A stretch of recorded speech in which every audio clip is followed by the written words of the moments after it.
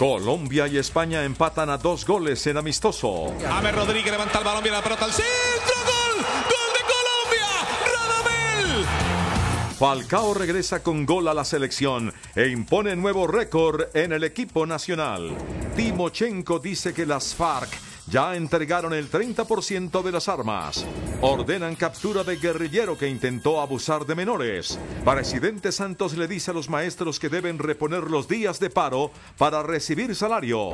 Emergencia en Bahía Solano por inundaciones. Primeras capturas por desplome del edificio en Cartagena. Estos son los taxis de lujo que comienzan a circular en Bogotá. Es incierto el futuro de Gustavo Costas como técnico de Santa Fe.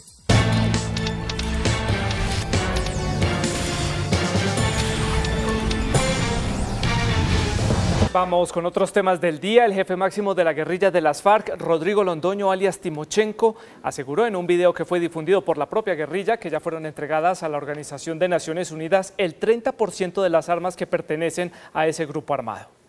Desde la zona veredal de Caño Indio, en el Catatumbo, acompañado por funcionarios de Naciones Unidas, el jefe de las FARC aseguró que ya están en manos de esa organización el 30% de las armas de la guerrilla. Sin embargo, no especificó a cuántas equivale el 30%. Timochenko anunció que el próximo 14 de junio entregarán otro 30% y el 20 de junio el 40% restante de las armas que acompañan a los guerrilleros, quedando pendiente únicamente las armas y explosivos depositadas en las caletas y el listado de bienes de las FARC. La Fiscalía le pidió a un juez ordenar la captura del guerrillero de las FARC señalado del intento de violación de 2 menores dentro de una de las zonas donde permanecen concentrados guerrilleros de las FARC en el departamento de Antioquia. El sospechoso está identificado por las autoridades, pero permanece prófugo. La Fiscalía hizo varias inspecciones a la zona veredal de Vigía del Fuerte y con las pruebas recopiladas en el lugar ordenó a un juez que ordene la captura del sospechoso, un guerrillero de 19 años, miembro del Frente Quinto de las FARC. Hechos de esta naturaleza, hechos censurables, como el que nos encontramos investigando, no tiene una estrecha relación ni vínculo con el proceso de dejación de armas y por tanto son hechos que debe investigar la Fiscalía General de la Nación bajo el procedimiento ordinario. Las FARC aseguran que el guerrillero se escapó de la zona veredal. Él logra evadirse, se deserta y se va para un resguardo indígena. Yo quiero dejar claro también que a partir de ese momento no es integrante de las FARC, no tiene ningún derecho como guerrillero fariano, queda por fuera del proceso. Las víctimas, 2 niñas de 3 y 9 años, son hija de una guerrillera de las FARC. Su padre murió en uno de los últimos combates que tuvo la guerrilla. Y el Senado en pleno aprobó en el segundo de 4 debates una reforma constitucional para prohibir en Colombia la conformación de grupos ilegales de cualquier tipo, especialmente autodefensas o paramilitares. Este proyecto hace parte de los acuerdos del gobierno del presidente Juan Manuel Santos con las FARC, que consideran que debe haber una política integral contra los grupos criminales que han participado en el conflicto colombiano, exterminando a líderes políticos y defensores de derechos humanos como en los años 80 con la Unión Patriótica. Este es un proyecto muy importante que reivindica el monopolio de la fuerza y de las armas en cabeza del Estado, para que nunca más civiles se quieran armar para atentar contra el orden constitucional, y además le da un mensaje muy claro a la sociedad colombiana sobre que estos hechos no se pueden repetir. El proyecto justamente va en ese sentido, a la prohibición de cualquier grupo armado ilegal use o utilice armas contra la población o para desarrollar cualquier tipo de actividad. Nosotros creemos que la institucionalidad bajo ninguna circunstancia se puede perder de vista. Son nuestras Fuerzas Armadas, es la fuerza pública la que debe tener el uso y el monopolio de las armas. El Centro Democrático no distingue entre criminales de derecha o de izquierda. Era suficiente con la norma constitucional que prohibía que por fuera de las Fuerzas Armadas el monopolio de las armas estuviera en poder de particulares. Es demasiado importante porque define por primera vez en la historia política de Colombia en los últimos años una actitud del Estado frente a un flagelo de violencia que ha afectado a millones de colombianos como es el paramilitarismo. El proyecto pasa ahora a la Cámara de Representantes para su aprobación final. El presidente Juan Manuel Santos le advirtió a los maestros que cumplen 28 días en cese de actividades que deben reponer las clases para acceder al pago del salario de las semanas y días no trabajados. En una locución, el presidente dijo que así como el gobierno tiene la voluntad de concertación y mejoramiento de las condiciones de los maestros, la prioridad es la educación de los niños. Los niños no tienen por qué salir perjudicados. Por esta razón, el Ministerio de Educación acaba de emitir una directiva que establece que los maestros deberán reponer las clases para recibir el salario de las semanas o días no trabajados. Destacó el acuerdo que se logró en las últimas horas que beneficia a más de 1.200.000 empleados públicos, que incluye militares, policías, jueces, médicos y también a los maestros. El incremento se aplica retroactivamente a los salarios desde el 1 de enero de este año. Les voy a dar un ejemplo. Un docente grado 14 recibía en el año 2013 un salario anual de 49 millones de pesos. Este año recibirá 65 millones y medio, es decir, un 33.6% adicional en solo 3 años. El presidente resaltó un informe de la Organización Internacional del Trabajo, la que ayer mismo nos excluyó por segundo año consecutivo, después de décadas de estar ahí, de la lista de países críticos en materia de derechos laborales y sindicales. Reiteró que su gobierno no solo respeta el derecho a la protesta, sino que la protege y la reconoce. Y por supuesto, los maestros del país respondieron y rechazaron el anuncio del presidente Juan Manuel Santos sobre la reposición de esos días que han estado en paro. Aseguraron que precisamente el paro se va a mantener. Esta noche la ministra de Educación, Janet Gija, reiteró la disposición de diálogo que tiene el gobierno y aseguró que las clases deben recuperarse. Como una amenaza calificó FECODE el anuncio del presidente Juan Manuel Santos de descontar los días no trabajados. Los maestros no le tenemos miedo a los descuentos porque estamos defendiendo una causa nacional que queremos que sea una causa común. Los maestros decimos, tenemos la solidaridad de los padres de familia y de los estudiantes. Por lo tanto, le decimos a la ministra, no nos va a amedrentar. Aseguran que el paro se mantendrá el tiempo que sea necesario. El gobierno tiene que dar respuestas. El gobierno no puede salir con medidas de amedrentamiento. Y ante la falta de acuerdo con el Ministerio de Educación, piden diálogo directo con el presidente Santos. Una cita pero urgente, ¿no es cierto? Y directa con el señor presidente para que cara a cara, ¿no es cierto?, pues le planteamos, porque tenemos muchos reclamos para hacerle al presidente. Por su parte, la ministra de Educación explicó a partir de cuándo se efectuarán los descuentos. Los días no laborados de mayo que fueron pagados deberán ser descontados en el mes de junio. Y en adelante, los días no trabajados se descontarán en la nómina del mismo mes. Y aclaró que serán las secretarías de Educación las encargadas de definir los cambios en el calendario académico para recuperar las clases. Para que los docentes de cada municipio, departamento o distrito del país repongan de manera colectiva las semanas o días no trabajados. El ministerio insistirá en la necesidad de declarar oficialmente a la Procuraduría como mediador en la negociación. FECODE tendrá hasta el viernes para decidir si acepta. En caso de que no haya acuerdo, será el Ministerio de Trabajo el que designe esta figura. Y a esta hora continúan los diálogos del gobierno y los sindicatos de trabajadores estatales para levantar el cese de actividades en el sector público. El punto más importante, el reajuste salarial para 1 millón de trabajadores oficiales, ya se acordó. El reajuste será del 6.75% y comenzará a pagarse de manera retroactiva en este mes. La ministra de Trabajo, Griselda Restrepo, aseguró que con el aumento de 6.5% en el salario, más de 1 millón de funcionarios se verán beneficiados. El tema de los estatales se solucionó el bloque más importante para los trabajadores, que es el aumento de salario 2017. Eso beneficia a 1.200.000 trabajadores públicos, a 300.000 maestros, porque es importante decir que los maestros van a recibir el beneficio de este aumento salarial también, pero además algunos maestros van a recibir 2 puntos adicionales que habían pactado con el Estado. La ministra aseguró que los trabajadores recibirán el retroactivo este mes y que el otro año también aplicará el aumento salarial de 6.75%. Y un poco dependiendo de cómo funcione la economía del país, si las cifras superan los 2.4, pues sería revisado el salario y podrían estar generando una posibilidad de que incremente un poco. Por su parte, el director de Asuntos Estatales de la CUT habló sobre los temas que se continúan discutiendo y de los los que depende que se levante el paro. En este capítulo estamos exigiendo que el gobierno nacional cumpla el artículo 74 del plan de desarrollo, que palabras más, palabras menos dice que los cargos que cumplan funciones permanentes deben de ser de planta. Los líderes sindicales continúan pidiendo una prórroga. Nosotros le estamos pidiendo los 20 días. En este momento estamos en el pulso porque creemos que se evacuó el tema salarial con todas las diferencias que hubo, pero falta lo grueso del pliego. El tema de bienestar no lo hemos abordado. La ministra aseguró que espera llegar a un acuerdo con los funcionarios estatales mañana. De otra parte, el sindicato del Instituto Penitenciario y Carcelario INPEC advirtió que no se permitirá el ingreso o salida de los reclusos de las 138 cárceles que hay en el país hasta que el gobierno atienda la solicitud que han hecho para que aumente la planta de personal.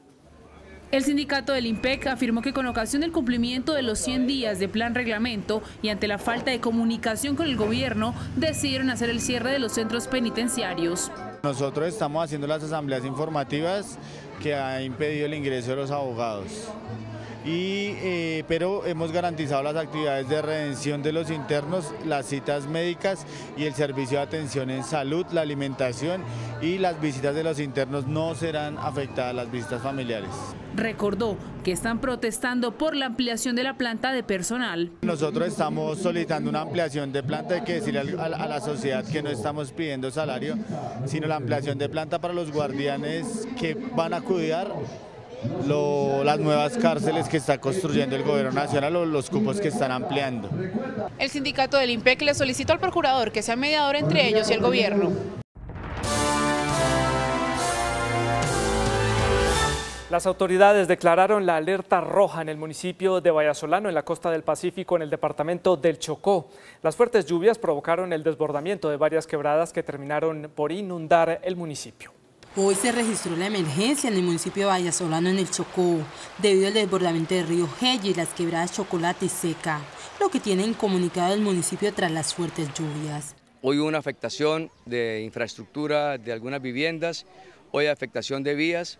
Fueron dos quebradas que se desbordaron y ese desbordamiento también ha impactado al menos 2 puentes. El coordinador departamental de gestión de riesgos y desastre habló de la crítica situación. A pesar de que hay una afectación importante, son más que todo daños materiales, la idea es atenderlos, atender a estas familias damnificadas. Hasta el momento el municipio se encuentra en alerta roja. Más de 300 personas han sido evacuadas de la zona de riesgo y se habla de más de 3.000 personas damnificadas. Son varios barrios, varios corregimientos que han sido afectados por estas lluvias y la idea es tener claridad de cuál es el reporte y el consolidado final para así mismo poder llegarle con las ayudas humanitarias lo más pronto posible. Pero la gente va a tener la atención de manera integral, inmediata. La Armada Nacional, los bomberos, la Defensa Civil, el Consejo Municipal de Gestión de Riesgo han estado atendiendo la situación de la mano de la Alcaldía Municipal. Por ahora las autoridades de socorro se encuentran en la zona para atender la emergencia y se esperan las ayudas para los damnificados. En un fallo conocido por CMI, la Sala de Justicia y Paz del Tribunal Superior de Bogotá aseguró que las desaparecidas Autodefensas Unidas de Colombia, AUC, nunca se constituyeron como una organización jerárquica, solo fueron una alianza de grupos que se unieron para aprovechar el proceso de desmovilización. En la sentencia elaborada por el magistrado Eduardo Castellanos, la Sala de Justicia y Paz, encargada de juzgar a los exintegrantes de los grupos paramilitares, señala que las AUC no fue un grupo organizado, como lo afirmó Carlos Castaño. En ese sentido, en el fallo de 200 páginas, el Tribunal de Bogotá asegura que las fracciones paramilitares se caracterizaron por sus constantes enfrentamientos entre bloques, por lo que la Corporación Judicial calificó como una alianza temporal que se favoreció del proceso de desmovilización.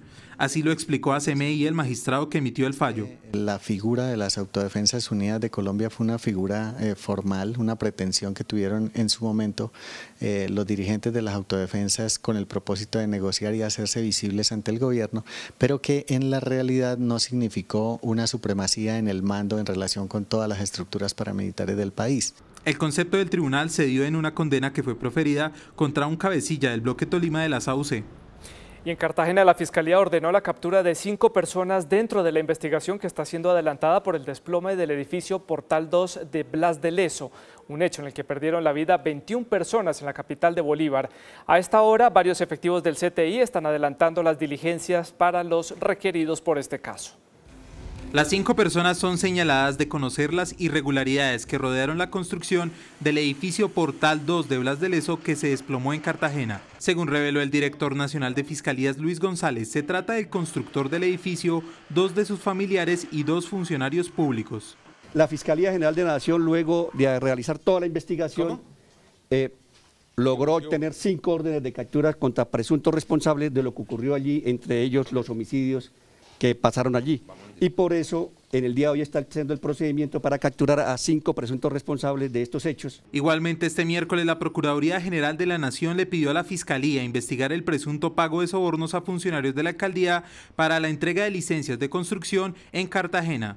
Según señaló la Procuraduría, esta solicitud se realizó en el marco de la investigación al suspendido alcalde de Cartagena, Manuel Vicente Duque. La Superintendencia de Salud denunció hoy graves hechos de corrupción en el Hospital La María de Medellín. La Superintendencia de Salud, luego de hacer una auditoría, reveló hallazgos de hechos de corrupción en el Hospital La María de Medellín.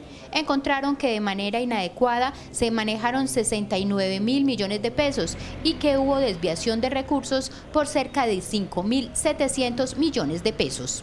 La mayor parte de los hallazgos que como superintendencia hicimos era más de connotación de procesos disciplinarios, de manejos de contratos y de efectos fiscales que de los propios administrativos que tiene la superintendencia. Entre los hallazgos de irregularidades están las alteraciones de los estados financieros, procesos a particulares no facturados, 102 casos por 130 millones de pesos, medicamentos facturados por menos precio, 537 facturas por 64 millones de pesos. La Gobernación de Antioquia está al frente de las investigaciones internas de lo ocurrido en el Hospital La María durante 2015 y 2016. Sí está pasando algo con algunos hospitales en donde los malos manejos administrativos hacen que se pierdan recursos de los hospitales y los hospitales entren en crisis. Una cirugía estética al contralor departamental y otra a la hermana del gerente de la época fueron escándalos que pusieron a La María en el foco de las investigaciones.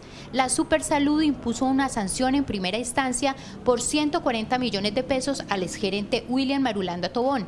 Además, trasladó el tema a la Fiscalía, la Contraloría y la Procuraduría General de la Nación. El Congreso aprobó en un segundo debate un proyecto que castiga a los hijos maltratadores. La iniciativa excluye del beneficio de la herencia a los hijos que atentan contra sus propios padres. El proyecto de origen parlamentario y autoría del representante del Partido Cambio Radical, Abraham Jiménez, establece que aquellos hijos que abandonen a sus padres en los ancianatos o que ejerzan algún tipo de violencia contra ellos no podrán tener ninguna parte de su herencia. Con esa cláusula de maltrato familiar, ese hijo que golpeó a su madre no va a tener derecho a heredar. ¿Qué buscamos con eso? Que en los últimos años de la vida de nuestros viejos, pues que los hijos estén pendientes, que no los tiren como un mueble viejo, que no los maltraten. La iniciativa a su vez castiga a los padres que abandonan a sus hijos y quieren reclamar alguna herencia. Usted es un padre que abandonó a sus hijos, se fue, su hijo tuvo una buena fortuna, le fue bien en la vida, se murió. Pues no puede venir ese padre que nunca apareció, que no respondió con alimentos, que no pasó, a venir a reclamar parte de la herencia. Al proyecto le restan 2 debates para convertirse en ley de la República. CMI logró las primeras imágenes de los taxis de lujo que operarán en Bogotá. El secretario de Movilidad, Juan Pablo Bocarejo, aseguró que antes de diciembre comenzarán a circular por la capital del país.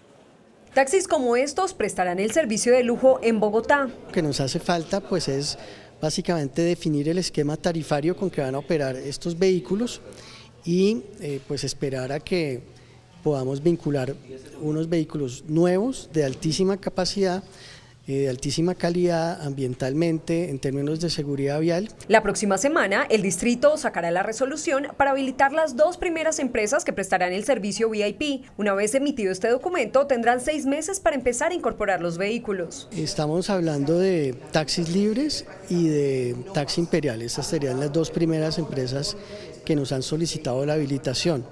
Y la idea es que antes de finalizar el año empecemos a tener vehículos negros rodando en las calles de Bogotá. El servicio se solicitaría por aplicaciones, aunque los taxistas están pidiendo que se puedan tomar en la calle. Se pagarían a través de medios electrónicos y la tarifa piso sería superior a la de los taxis amarillos. Nos vamos, gracias por su compañía. A las 9:30, más CMI. Los esperamos a las 8:30 con toda la información internacional. Feliz noche para todos.